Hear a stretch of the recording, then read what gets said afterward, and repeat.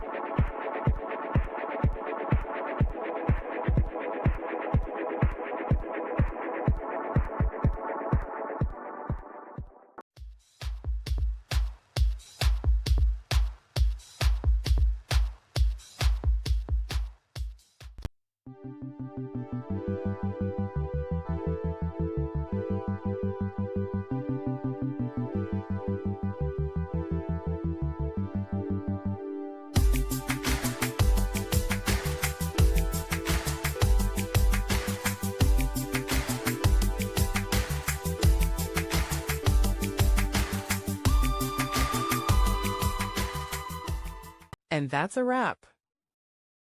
I hope you found the answer you were looking for. If you did, take a second to hit that subscribe button. It really helps out. And let me know in the comments which solution worked best for you. See you next time in the Debug Zone.